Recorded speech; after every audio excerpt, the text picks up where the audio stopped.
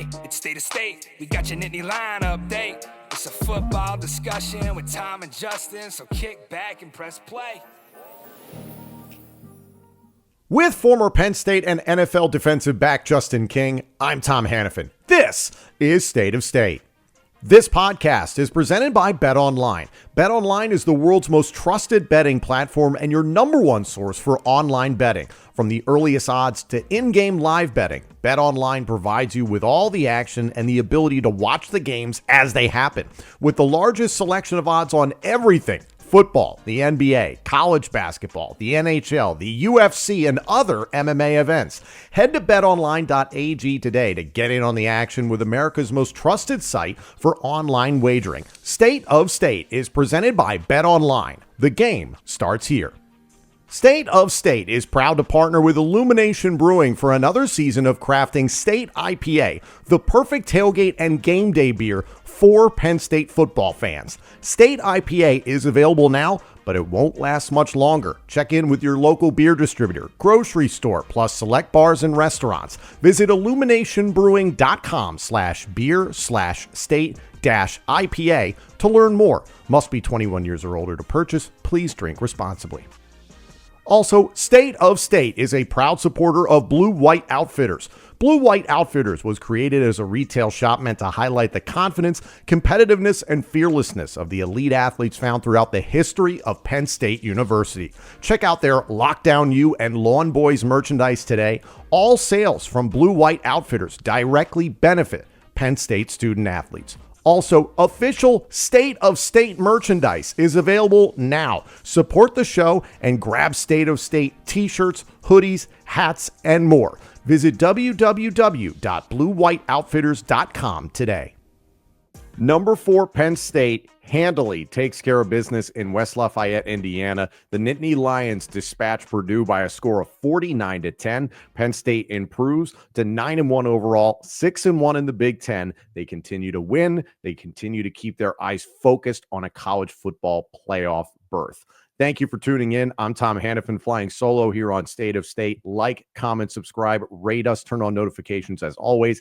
Get at us on social media at State of State Pod. Hit us up in our comments section on YouTube. And if you haven't done so already, you can become a member of our YouTube channel. For just 99 cents a month, you can get all upcoming episodes of State of State, plus our entire members-only playlist, ad-free, commercial free. Just hit the join button on our homepage or follow the link in the description of this podcast. 99 cents a month, ad-free shows, commercial-free episodes of State of State. Check it out.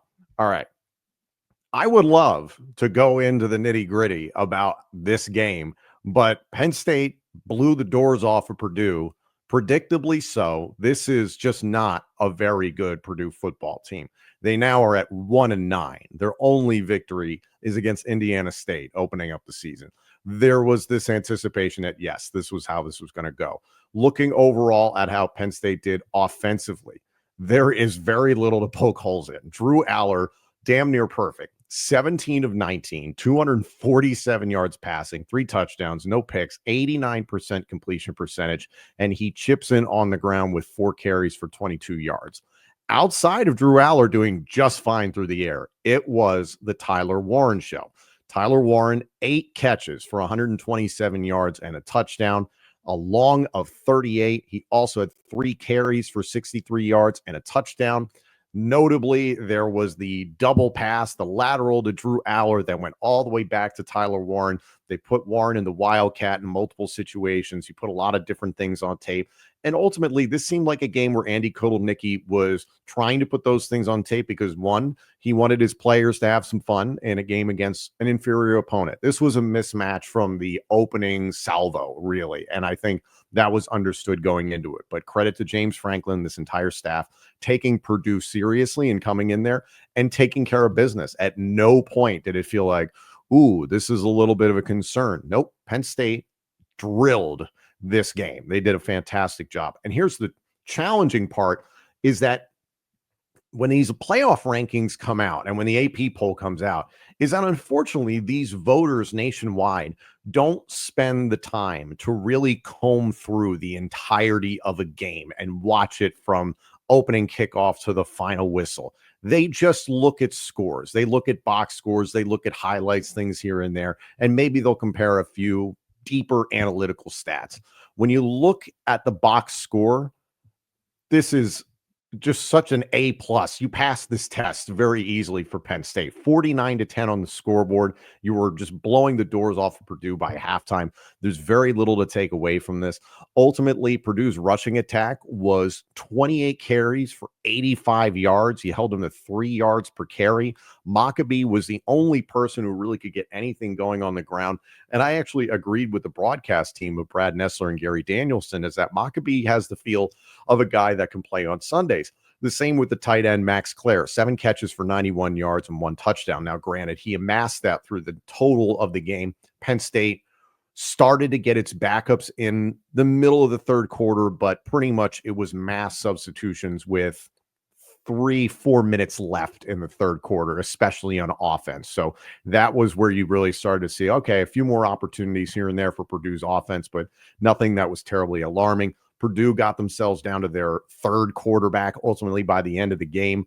Brown was in there relieving Hudson Card after a while. It was a fantastic game. It was very hard for me to poke holes in this performance. Defensively, Penn State did fantastic. 15 of 31 passing for Purdue, 217 yards and a touchdown, 48% completion percentage. Hudson Card was running for his life in this game. Now, defensively, Penn State, Abdul Carter leading the way, 2 tackles for loss, denied Dennis Sutton a sack and 2 tackles for loss himself.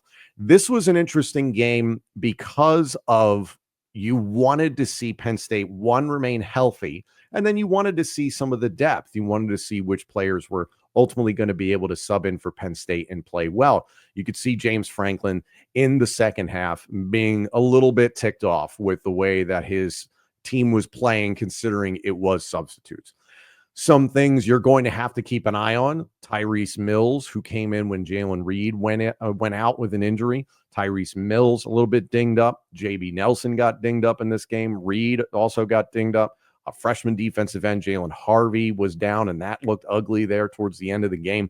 So you're fortunate that it doesn't appear you sustained a critical injury to a starter.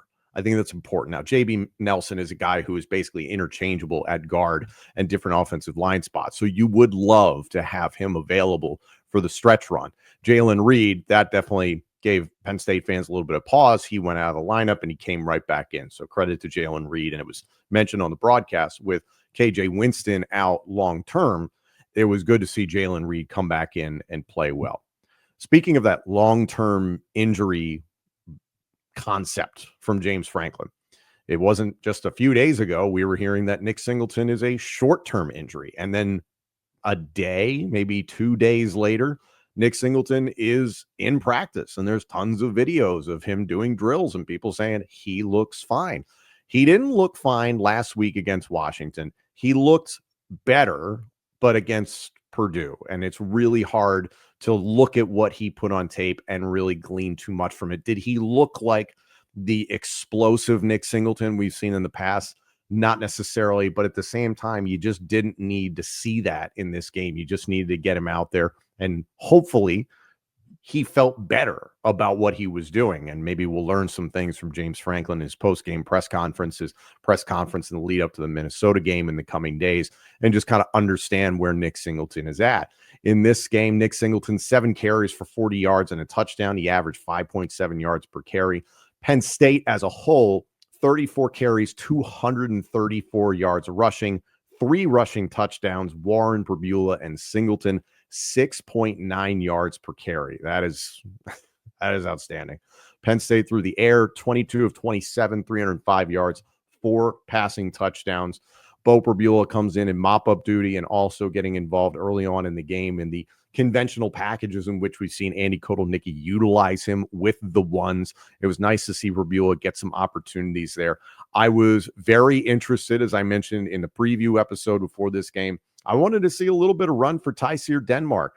Tysier Denmark got himself a carry. They attempted that end around. Credit to Purdue. They were able to sniff that out. And then I wanted to see Tysier Denmark get involved a little bit more in the passing game. He did not record a reception in this game. They did try to get him the ball. They utilized him in kick return, and he drilled that one member of Purdue's coverage team. So I was encouraged to see Tysier Denmark out there. And then there's some nice opportunities for some of Penn State's reserves, especially on offense. Luke Reynolds gets himself a touchdown catch. I believe his first as a Nittany Lion, and looked excited as he was doing it. And it's that fine line always of, well, you go up 49-10 on an inferior opponent on their field on senior day. So how much do you really celebrate? He does the Saquon celebration. Luke Reynolds is a freshman, really exciting. You can see all the potential in the world there for his game. Khalil Dinkins getting involved in the passing game. Omari Evans and Harrison Wallace also getting involved in the passing game. Wallace, 2 catches for 54 yards and the 1 touchdown there, really as the game was completely out of hand. Katron Allen, 4 catches for 44 yards and a touchdown. So this was just a nice overall performance from the passing game. Nick Singleton, 2 for 20. We're going to have to see how things go with Nick Singleton in the coming days and weeks. And the game coming up at Minnesota, which will be next Saturday at 3:30 p.m. Eastern on CBS, another one in the CBS time slot. Big fan of that. Minnesota on a bye week. Minnesota is interesting to me because they had ripped off 4 consecutive wins before stumbling at Rutgers last week by a score of 26-19. And they have some common opponents with Penn State that have been common victories. They beat USC at home by a score of 24-17. They won at UCLA 21-17. They beat Maryland 48-23, who Penn State's going to see at the last game of the season on senior day, and then defeating Illinois in Champaign by a score of 25-17, which at this point is Penn State's highest ranked victory, defeating Illinois at that point in Happy Valley when Illinois was ranked at number 19. So there are some common elements between these two teams. Brosmer has blossomed as a quarterback as the season has gone on. He can hurt you a little bit in the passing game. They have some wide receivers that can cause some trouble. And Darius Taylor, the offense revolves around him. If they can get him going on the ground, it opens up everything else, the play action passing game. So Minnesota, especially with the bye week and the time to get themselves ready to host number 4 Penn State and everything to gain potentially in that matchup, that is going to be challenging for Penn State. Minnesota currently sits at 6-4 overall, 4-3 within the Big Ten. So you naturally are in bowl contention if you're the Minnesota Golden Gophers, but still you want to keep yourself trending in that direction. Taking a look at the overall scoreboard at the time that I'm recording this right now, and this is the scoreboard in the top 25. I think this is important, especially for Penn State fans. Boise State is just getting started against San Jose State. Boise State ranked at number 13, but obviously is going to potentially be one of those at-large bids that you have to keep an eye on.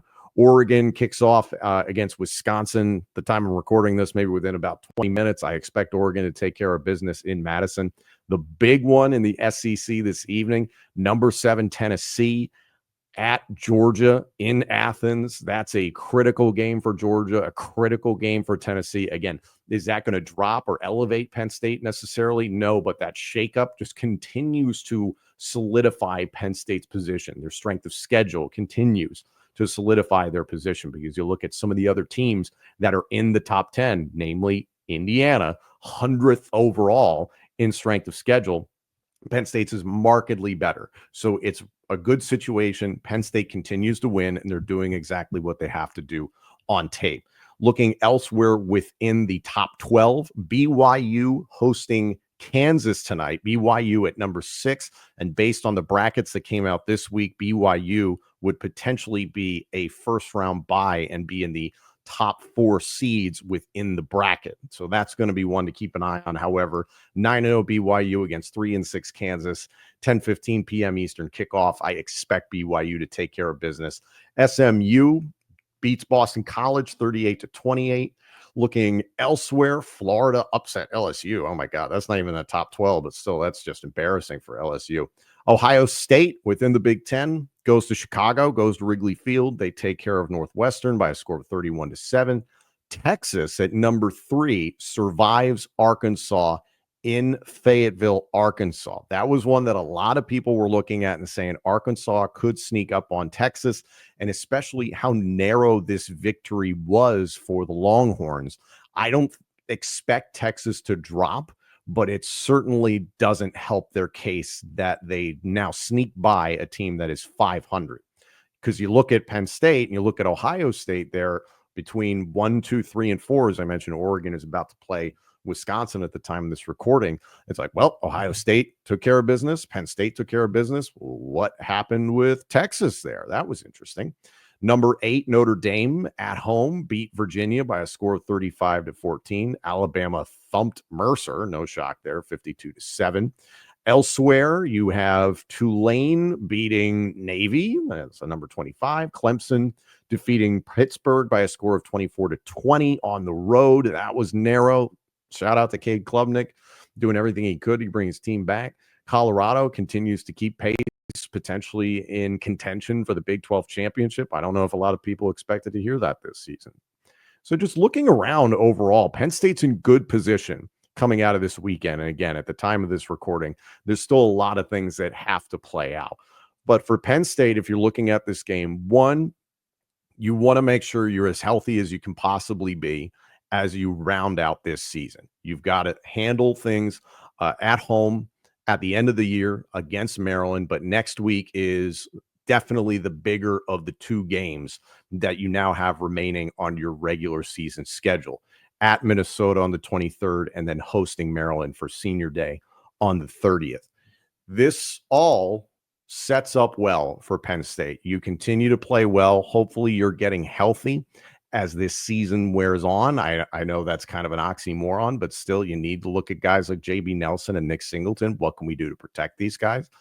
I think the one thing that you can still say about this Penn State offense that you're scratching your head about is that this was not a game where you needed the wide receivers to do something significant in order to win the game, but they certainly didn't do a whole lot in the grand scheme of things. This was still very much the Tyler Warren show.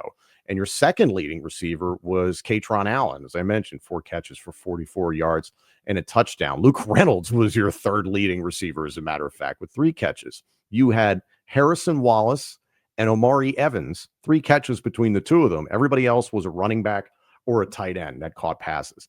This is still a major deficiency in Penn State's offense. And unfortunately, it's just not something that's going to be fixed this season. Now, you can attempt to make strides here and there, but where's Liam Clifford contributing in this offense? Julian Fleming? It is what it is.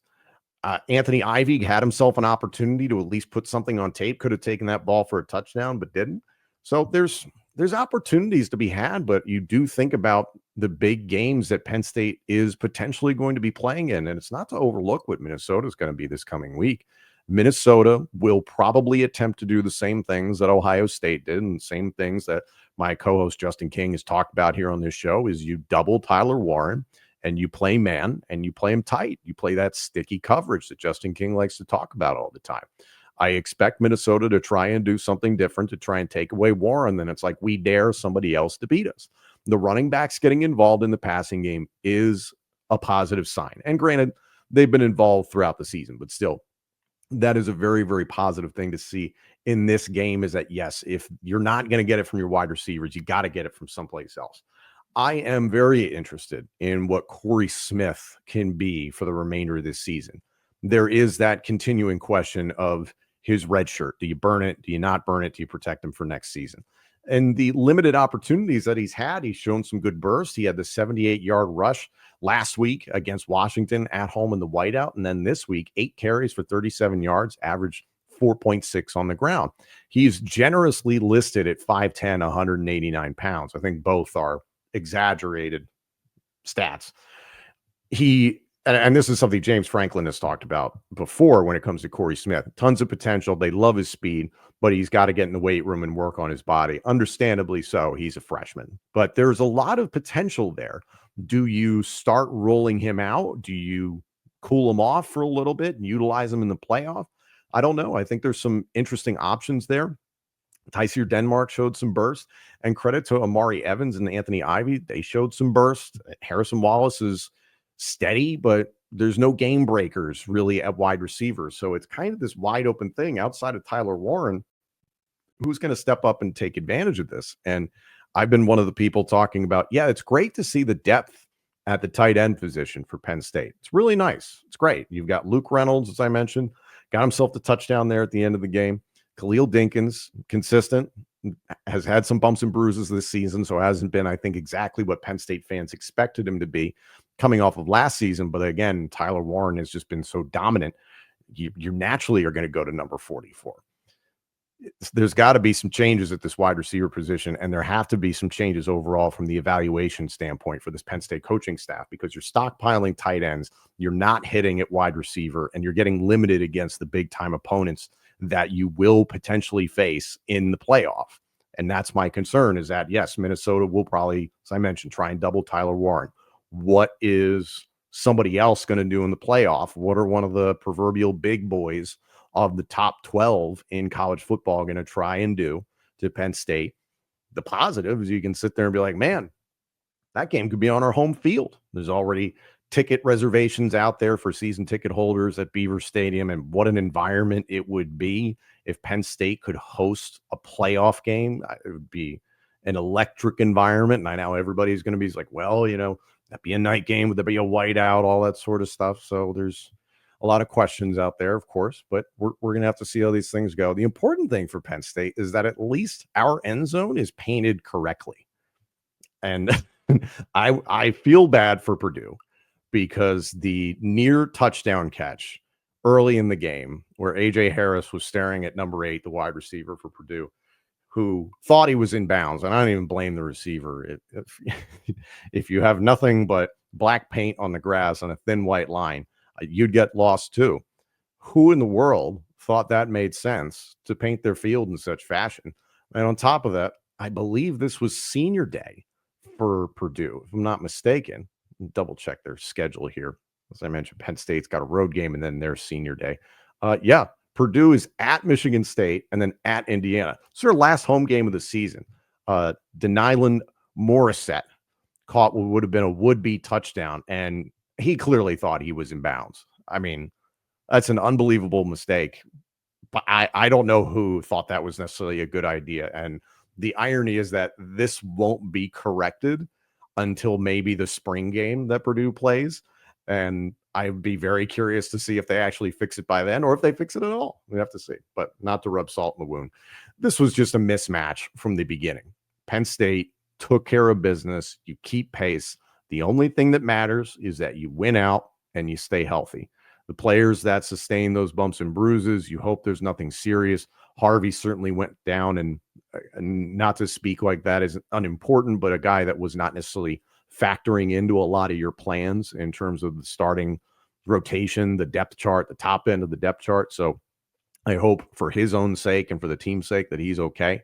But you're fortunate that you're in a situation where you come out of this game relatively unscathed. You put up the stats, you put up the numbers that you needed to put up that is just going to keep you in contention. I have no expectation for that top 4 to change outside of Oregon potentially losing tonight at Wisconsin. I'd be genuinely surprised by that. So the Texas near loss to Arkansas, they're not going to be punished for that. They're not going to drop necessarily, but it still gives you some pause.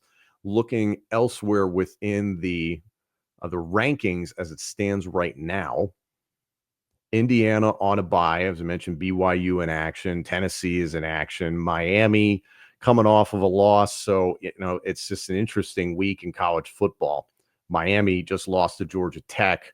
They've had a bye this week. They're going to be against Wake Forest next week. So there's going to be some games there in the top 10 that are important. But right now, Penn State's doing exactly what they have to do. They're keeping pace, and they're keeping themselves in contention for the college football playoff. Let me know what you guys think of what went down this weekend in West Lafayette, Indiana. It's difficult to do an autopsy on a beatdown like something like this, but Tyler Warren does Tyler Warren things. Drew Aller has an exceptional game. Penn State runs the ball well, it was inferior competition. Penn State's defense played sound. I thought Tom Allen called an outstanding game. I saw him dial up the blitzes a lot more. And again, you look at the level of competition and just the way that Penn State played, wasn't much chance for Purdue, Hudson Card, Maccabee, Reggie Love to really do much of anything. Hats off to Maccabee and Claire. I think those two players for Purdue have a lot of potential beyond college football. So I'm curious to see what their careers turn into. But bottom line, Penn State improves to 9-1. The number 4 team in the country keeps pace and keeps their eyes on the college football playoff. Like, comment, subscribe, rate us, turn on notifications, get at us on social media at State of State Pod, get in our comment section on YouTube. Let me know how you guys felt about this game. And if you haven't done so already, you can become a member of our YouTube channel. For just 99 cents a month, you can get all upcoming episodes of State of State ad-free, commercial-free, plus our entire members-only playlist is commercial-free. You have to hit the join button on our homepage or follow the link in the description of this podcast to become a member of the State of State YouTube channel for just 99 cents a month. Justin King will be back this Wednesday for our preview of Penn State versus Minnesota. That is going to be a tough game for Penn State, still a very winnable game, but I was very encouraged by the fact that James Franklin came into this game and said no one on his team was overlooking Purdue. And I do not expect anybody in this team to be overlooking Minnesota, because you absolutely can. And Maryland as well. I know Maryland is up and down and unpredictable, but still, you have to finish out. You have to win out. Penn State beats Purdue by a score of 49-10. The number 4 team in the country, sitting at 9-1, continues to keep pace for the college football playoff. Thank you all so much for joining us. This episode and our entire library of shows is available now on YouTube, Apple Podcasts, Spotify, Google Podcasts, and wherever else you get your podcasts. Also, let us know what you think of the show on social media, and check out all of our content on X, Instagram, and TikTok. Search for the handle at State of State Pod. State of State is presented by Bet Online and by Blue White Outfitters.